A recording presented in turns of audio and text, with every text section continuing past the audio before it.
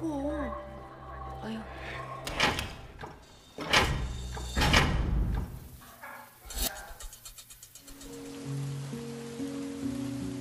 Gak ada uang yang seharga dengan nyawa. Kalaupun ada orang yang punya duit dan punya kuasa, dia gak berhak menentukan hidup seseorang. Makanya di dunia ini kita butuh orang-orang yang punya hati nurani. Karena pada dasarnya hidup bukan cuma tentang uang dan kekuasaan. Jadi tetap semangat buat kamu yang lagi berjuang. Selamat nonton sambil istirahat.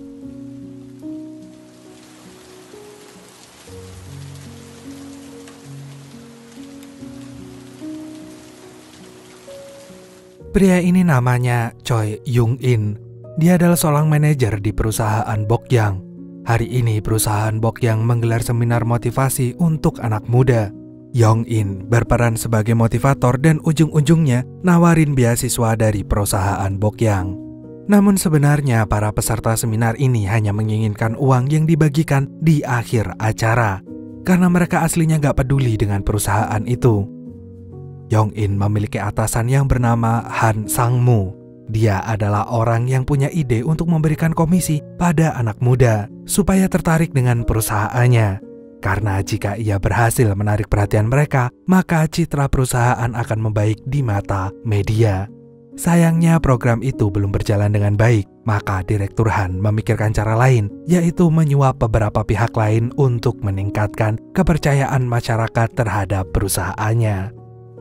Direktur Han kemudian menyuruh anak buahnya yaitu Young-in dan Seung-dae untuk menjalankan misinya itu.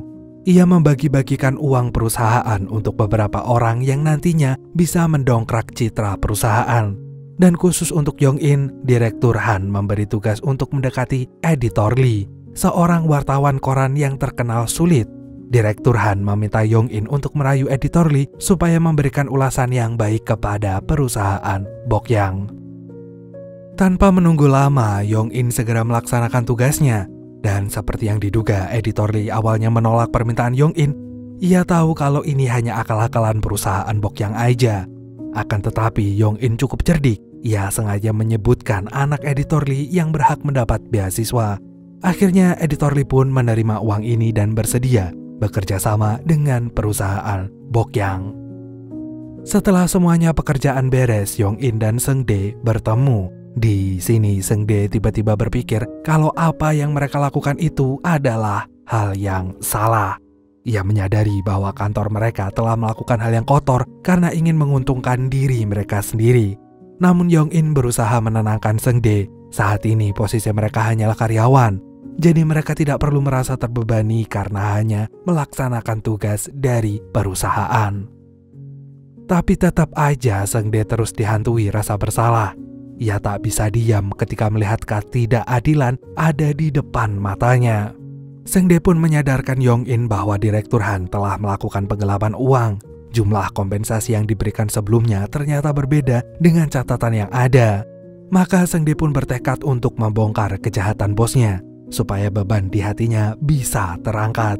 Akan tetapi Young-in masih merasa takut. Ia ingin melarang niat Seung-dae, tapi sahabatnya ini justru memberikan sebuah flash disk yang katanya berisi rahasia perusahaan.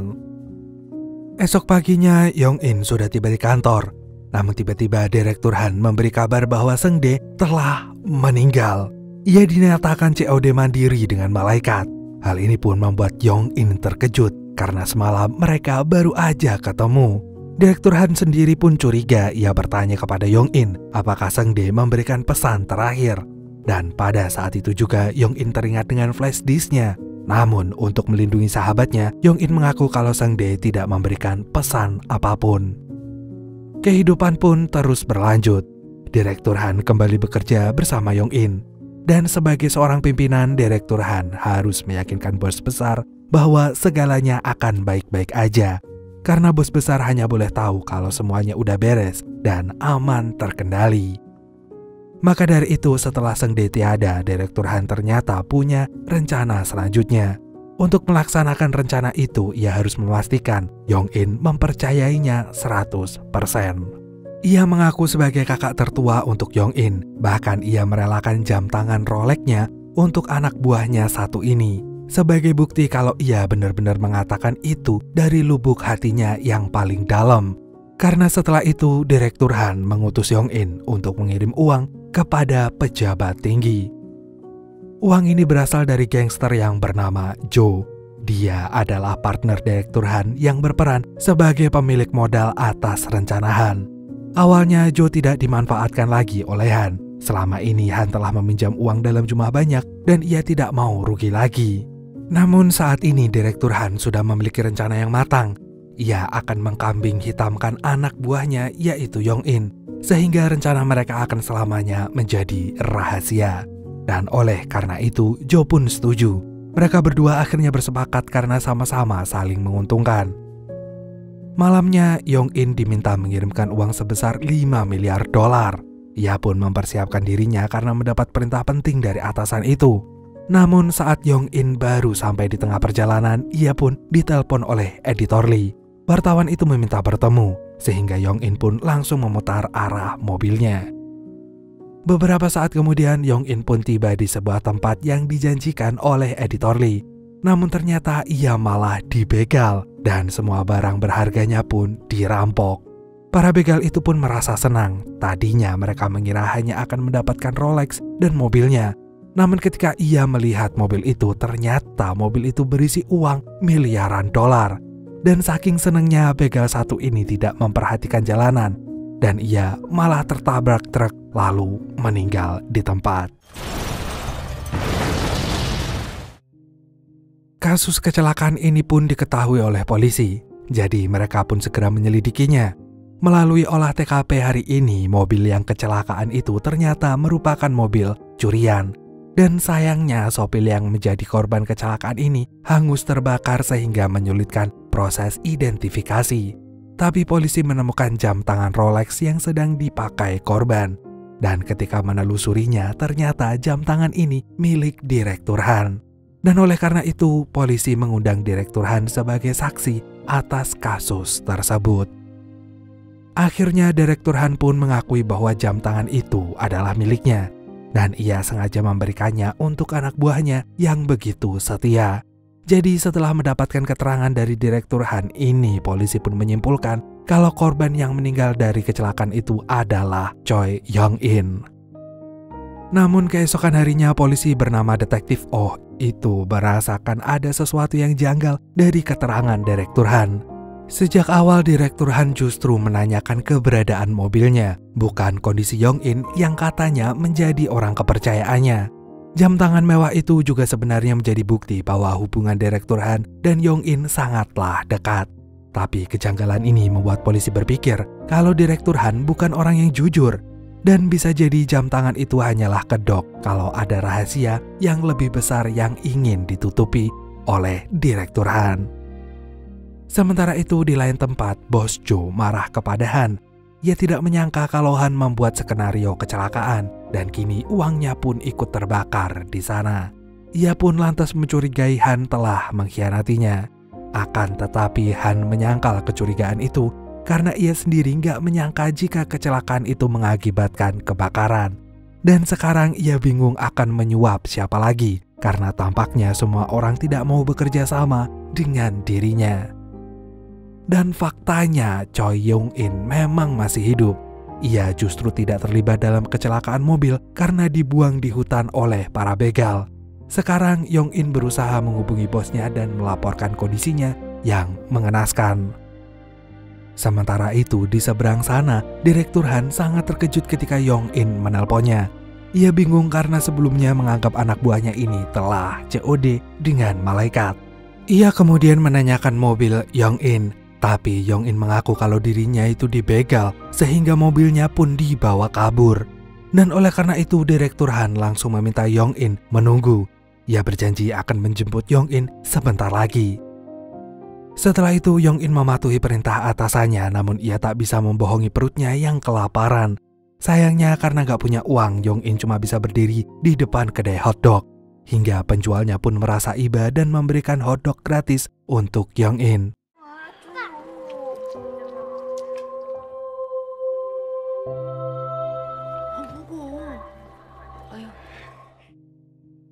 Akhirnya Yong In pun menikmati hotdognya sambil menunggu Direktur Han menjemputnya.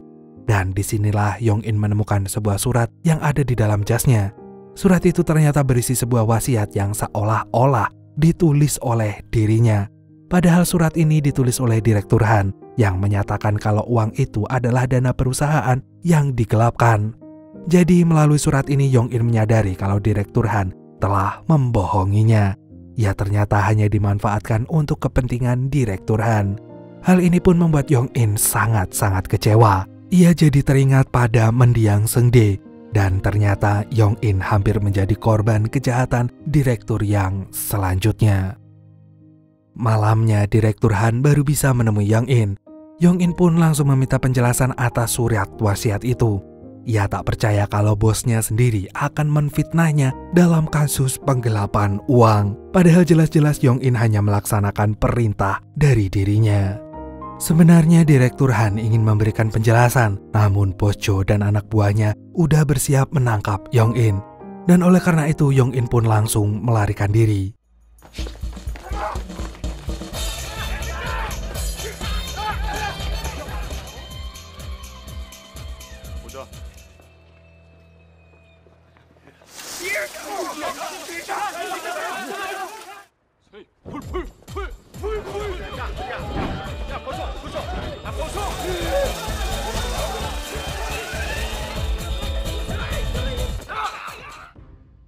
Akhirnya Yong In pun berhasil kabur. Dan itu membuat Bos Jo marah karena ia gak bisa menangkap targetnya. Akan tetapi karena Direktur Han berusaha menenangkan partnernya itu, karena ia yakin kalau Yong In akan kembali atas keinginannya sendiri. Keesokan harinya Yong In benar-benar merasa bingung. Ia semalam kabur menggunakan mobil perusahaan dan kini sedang meratapi nasibnya yang sial. Dan ternyata Detektif Oh dan rekannya bisa menemukan Yong In karena berhasil melacak plat mobil perusahaan Bokyang. Oleh karena itu Yong In pun ketakutan. Ia tidak ingin ditangkap polisi sehingga ia pun berusaha terus melarikan diri. Dan saat kondisi lagi panik-paniknya, Yong In malah menabrak seseorang perempuan yang tengah berlari. Dan gak lama kemudian perempuan itu ikut menumpang di mobil Yong In. Awalnya Yong In mengira kalau perempuan itu menuntut ganti rugi. Namun ternyata perempuan itu hanya ingin pergi dari sana, sehingga mereka pun akhirnya kabur bareng-bareng.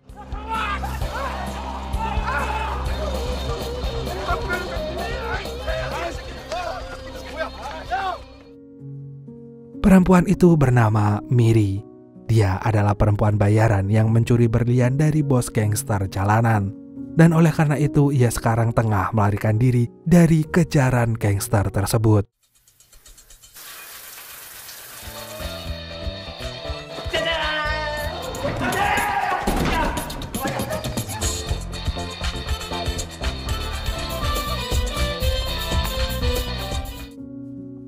Setelah merasa cukup jauh dari orang-orang yang mengejarnya, Yong In pun menurunkan perempuan itu di pinggir jalan. Tapi tentu saja Miri menolak, dan ia minta biaya pengobatan karena Yong In telah menabraknya. Yong In kemudian meminta Miri untuk ke rumah sakit aja lebih dulu dan mengirimkan tagihannya ke perusahaan.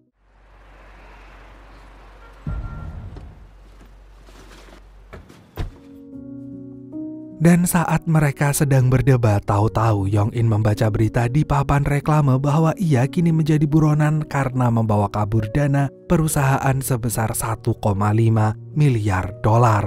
Setelah itu, Miri baru menyadari kalau ada uang di dalam mobil tersebut. Maka inilah kesempatan Miri untuk meminta uang lebih banyak. Namun Yong In menjawab bahwa dia difitnah oleh bosnya sendiri. Dan akhirnya Miri pun memberi saran supaya Yong In melaporkannya ke polisi. Jadi gak lama kemudian Yong In pun pergi ke kantor polisi untuk menyerahkan uang itu. Sayangnya saat ia berada di kantor polisi, para polisi itu justru mengiranya sebagai imigran. Dan Yong In memutuskan untuk membawa uang itu kembali.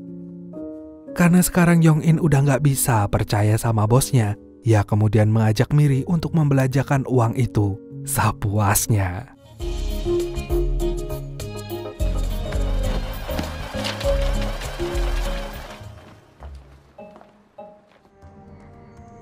Tapi sebenarnya Yong In ini punya rencana lain. esoknya ia bertemu dengan Direktur Han dan berkata kalau ia tidak tahu sama sekali mengenai uang itu. Dan tentu saja Direktur Han gak percaya. Ia segera menginterogasi Yong In yang langsung didukung oleh Bos Jo. Bos Jo sendiri ingin membalas dendam karena sebelumnya merasa dibodohi oleh Yong In.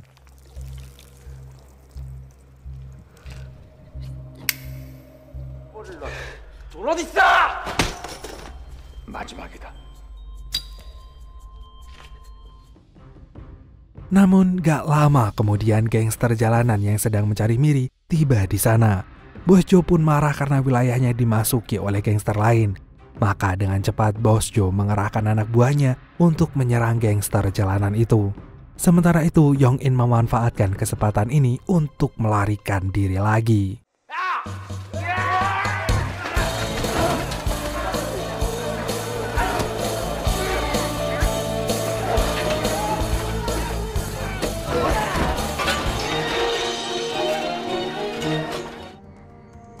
Di luar gedung itu ternyata Miri berusaha membawa uangnya kabur. Yong In yang menyusulnya kemudian segera membantu Miri untuk membawa uang itu pergi. Bertepatan dengan itu para polisi datang karena mendapat laporan kerusuhan antar geng. Jadi Yong In dan Miri segera melarikan diri, sedangkan para gangster itu masih harus berhadapan dengan polisi.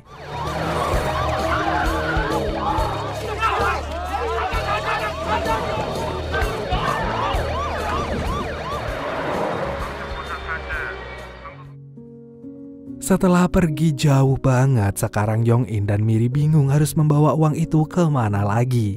Tapi beberapa saat kemudian Yong In punya ide untuk pergi ke Busan aja. Karena pekan ini Busan sedang ramai pertandingan baseball yang diidolakan masyarakat Korea. Yong In dan Miri kemudian menyewa motor pergi ke Busan. Dan dengan uang yang mereka bawa sekarang, mereka tidak perlu mengkhawatirkan apapun.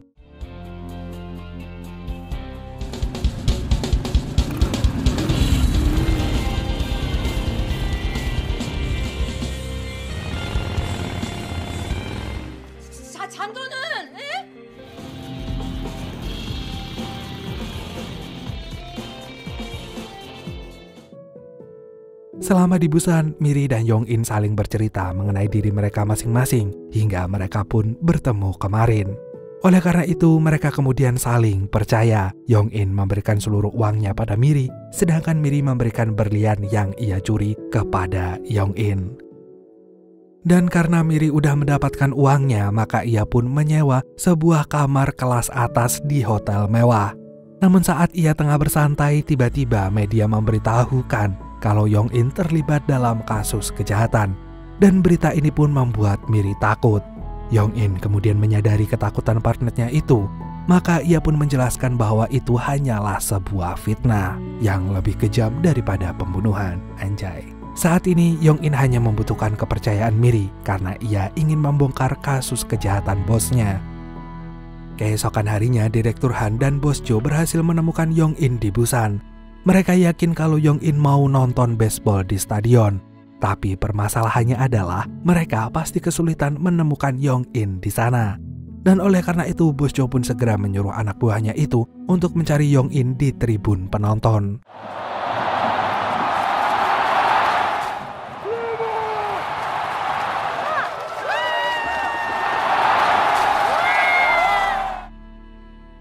Sementara itu di lain tempat pimpinan gangster jalanan itu juga masih mencari Miri.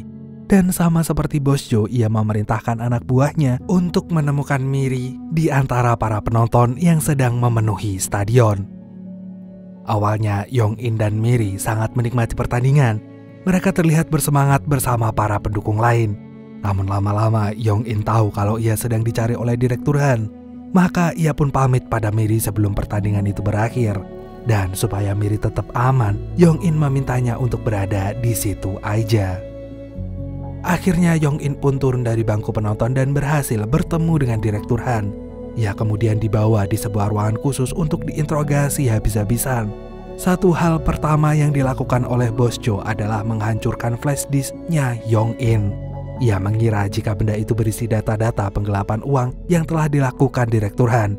Dan setelah itu Bos Jo menagih uangnya yang dibawa pergi oleh Yong In. Padahal tanpa mereka sadari ruangan itu telah dilengkapi oleh kamera pengawas yang terhubung oleh petugas keamanan. Akhirnya seluruh kejahatan Direktur Han dan Bos Jo pun akhirnya terbongkar dengan sendirinya. 제가 살인범 아닌 거 아시지 않습니까? 그거야 모르지. 국회의원한테 돈 바치고 사정. Sementara itu, Miri juga berhasil ditemukan oleh gangster jalanan.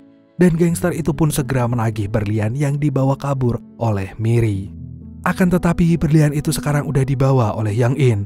Oleh karena itu, para gangster pun meminta Miri untuk mempertemukannya dengan Young In. Beberapa saat kemudian, mereka semua pun berkumpul di luar stadion. Saat ini, Bos Jo menginginkan Miri karena ia tahu kalau sekarang perempuan itu membawa sisa uangnya. Sedangkan bos gangster jalanan juga meminta Young In karena ia tahu kalau laki-laki itu membawa berliannya. Namun di saat mereka sibuk bernegosiasi, Miri dan Young In menyebar uangnya. Sehingga membuat orang-orang gagal fokus dan mereka semua langsung memperebutkan uang itu tanpa memperhatikan Miri dan Young In yang ingin kabur.